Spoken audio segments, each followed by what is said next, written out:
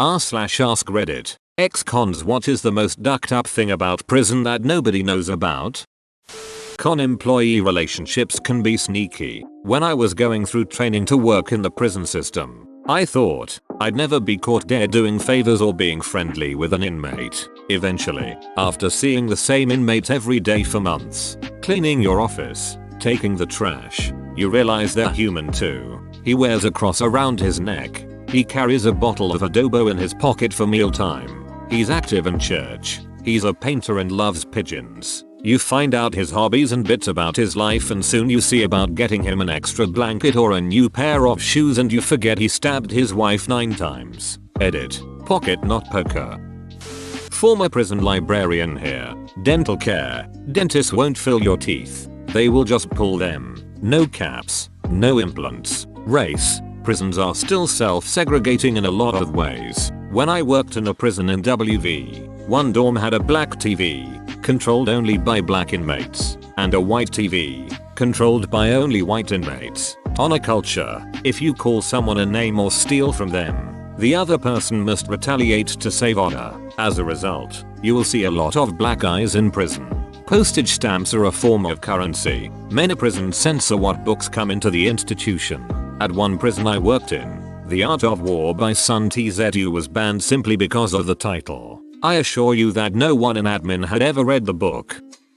A neighbor of mine was locked up for murder and released some time before I was born. It's one of those things where everyone knew about it but no one talked about it. I remember him telling me the story of why he was in there and what it was like. Very rarely did. And the most surprising thing in his experience was that the smaller / quieter / weaker / more vulnerable in general were typically left alone. It's only if you acted like a big shot did people want to fight you. Also, picking fights with said smaller / quieter / weaker / more vulnerable ones will instantly get you a non-stop flogging by other inmates until your spirit broke. If I ever go to jail, that's good for me cause I'm a weakling. My dad was in prison. In his situation, and in many others, you feel immense guilt after getting to know your fellow inmates, because you're gonna get out, and they're not, ever. This happened to my dad. He made a friend who was sentenced to life. My dad got out after 2 years. He still sends him letters 5 years after being out. I met my best friend while in prison. She has been locked up since '95 when she was 19. She's in her 40s now. She has spent more time in prison than she did out in the free world. It's extremely sad. I write and email her often. The Innocence Project picked her case up and she got denied at the hearing, so there isn't anything I can do but be her friend. Shit bombing.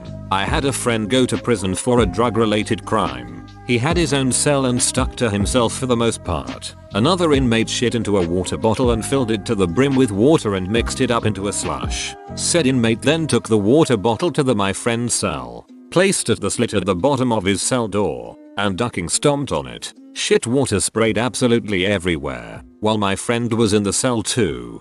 They usually only do this to the punk inmates. It's never quiet. With the acoustics of concrete, steel and glass, it's not only not quiet noises all the time, it's loud noises all the time. Barely can think in some cell blocks.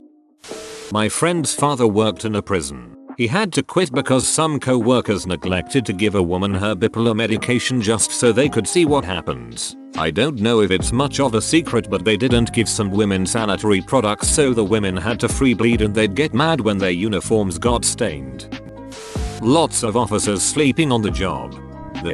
I worked at a jail in mental health and once got trapped in a pod during a huge fight because the guard was asleep. I realize they work long hours, etc, but this particular individual was a consistent issue. Everyone was so goddamn friendly. I was mad when I got out and had to deal with real a-holes again. I think it was the fact that we all knew we ducked up, and there wasn't any reason to act different or hid anything. Granted, Minnesota prisons are nowhere near the toughest. Haha. My ex said the same thing. Granted, he's a very large man, but he said that everyone he interacted with was kind and didn't want to be involved in any bullshit. Just a bunch of dudes quietly playing cards, reading, and being bored out of their minds. The most unlikely people are chess masters. This is like the most true shit I've read on this thread so far, Mayo. Some of those old cats just play chess all day and at deaf shows. The smell. My friend who is in a correctional facility in Michigan says it smells like open S24/7. When you get out you miss the simplicity of choices. When you are in, all you think about is getting out and what you will do when that happens. Everything focuses around this. When you are out, at first, the input is enormous and a small part of you miss the simplicity. When you get out, the feeling of soft carpet on your bare feet is borderline orgasmic and you'll never take it for granted again. Not an ex-con, but former prison librarian. Inmates are not allowed to have intimate relations, including with themselves. They can get infractions for being caught masturbating. How shitty the toilets can be, especially when you have to share a cell or pod, and they basically have to listen to you shit in the middle of the night. Don't get sick, you'll probably die a horrible death. Because they don't give the medication right. My uncle almost died because the prison put him on a non-diabetic diet and messed up his meds. He went into a diabetic coma, and then billed my granddad for it. They take your mugshot. Suddenly Lindsay Lohan's mugshot progression makes so much more sense. Guards can and will withhold medical treatment. When I was in county jail, there was an older woman, vomiting profusely. She couldn't keep water down. Her skin was tenting and she was hallucinating. I explained all this to the guards and that she needed medical treatment immediately. For 2 days she was like that until I transferred out. I have no idea what happened to that woman and I still think about her. This was in Georgia, USA. I dated a girl fresh out and she had some sort of wart on her finger. They gave her the option of nothing, or cutting the finger off. In PC the guys with really sick crimes compare them with one another. In fact, they don't necessarily get beat up because what they have done in the past. It's because they are bragging about it in the present. My sister is in prison and for me it's the access to the black market. Specifically, it's very easy to get hard drugs. Imagine sitting around with nothing to do, hating your situation, fighting depression and knowing you can just get some cheap heroin. They use money from canteen, relatives, favors, etc. It's also generally accepted that if someone gets in trouble, getting them out of it is just a matter of sending $50 to a random Western Union. Also applies if they want to be moved to a different cell.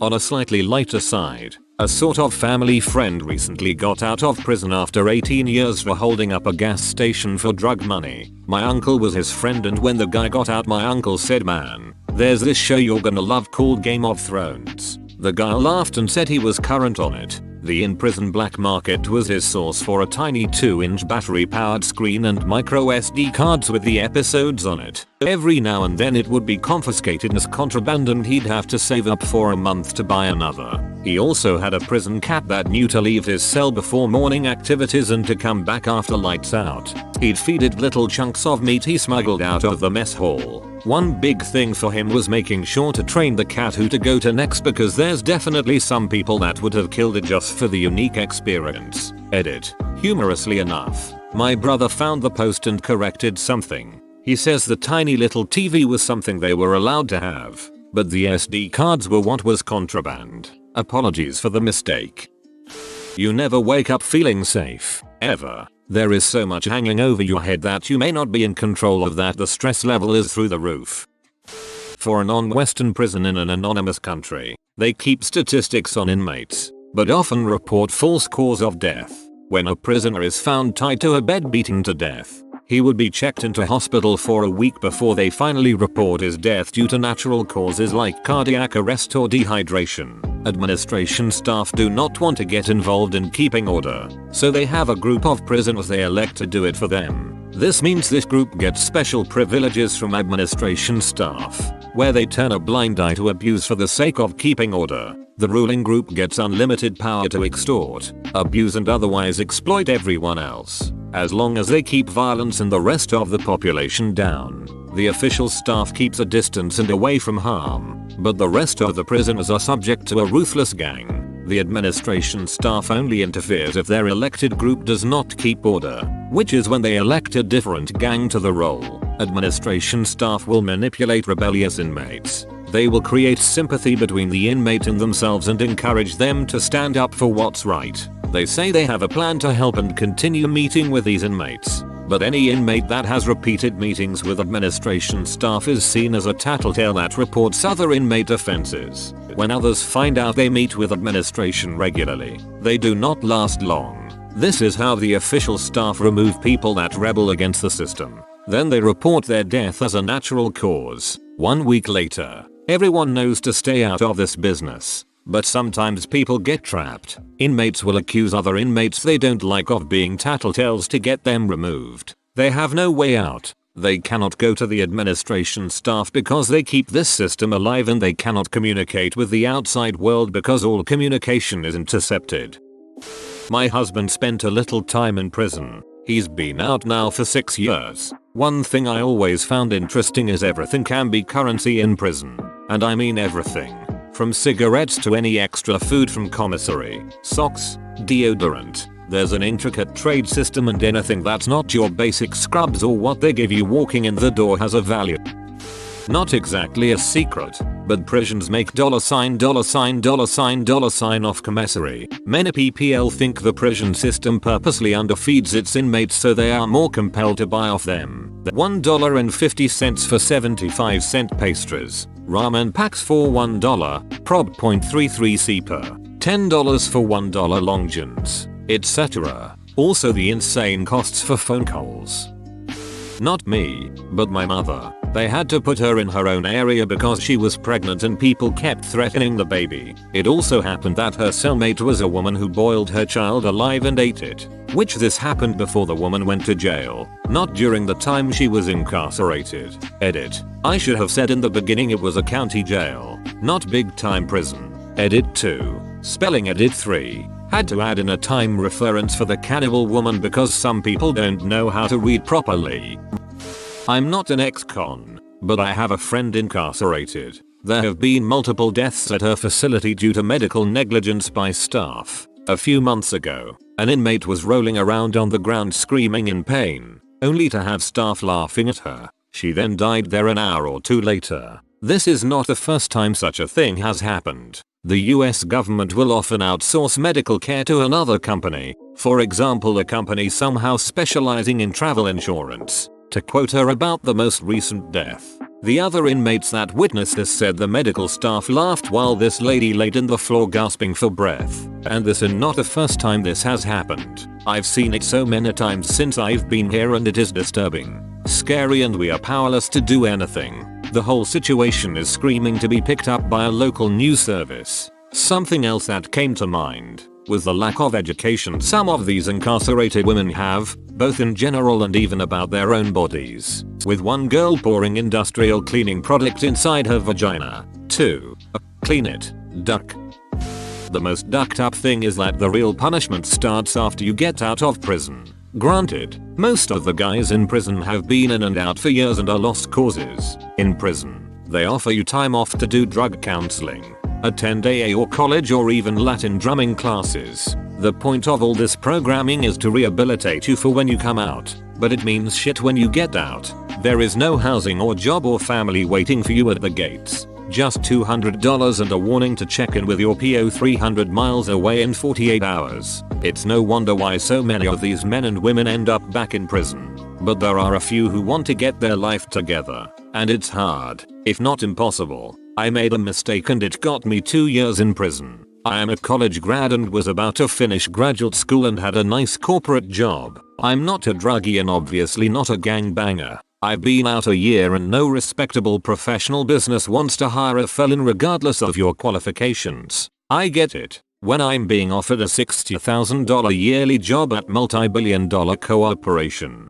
why hire me when they can find hundreds of just as qualified candidates with no record? And housing? They too do background checks. I'm in a bind because I'm in a halfway house that I have to leave in 90 days and not only have to deal with a housing crunch but also with finding a way to get around a background and credit check. My credit was ruined during the 2 years I was out. I should be the guy who makes it after prison and I don't know. I'm 20 days away from being off probation too. I wonder what will happen if I can get back to where I was before all of this mess, and all I know I ain't going back to prison. I thought about just blowing my brains out. The other ducked up part is when people who haven't experienced the real post-prison life lecture you about starting your own business or something. Sure, where am I to get capital and how am I supposed to get those required licenses and insurances that are not allowed to be issued to felons? Then they say can't do the time. Then don't do the crime, which goes against the idea of trying to help the very same people that you don't want to go back and pay for. When they call you for court, they wake you up at 2 AM and put you in a holding tank for another 6-8 hours. Shackle you up and take you to court to another holding tank waiting for your court time. After that, pretty much the same process. You'll be back in your cell around 5-6 PM. Me, reading all the comments. Guess I'm not going to commit any crimes anytime soon. I didn't go to prison, but I went to jail, and what ducked me up the most is when it would rain or when they would cut the grass around the jail. We could smell the rain or the fresh cut grass through the vents. I laid there just wishing I could go mow the grass outside. I found that the worst part of being locked up is you are deprived of all of your senses. You taste horrible things. You smell horrible things. You feel horrible things. You hear horrible things. And see horrible things. All around, it's a horrible place to be. And it's really hard to truly understand that unless you have been locked up. Whoa, you made it to the end? You're a ducking beast. I'll cut you a deal. Smash like and subscribe for more curated content. It's free and that's a great price.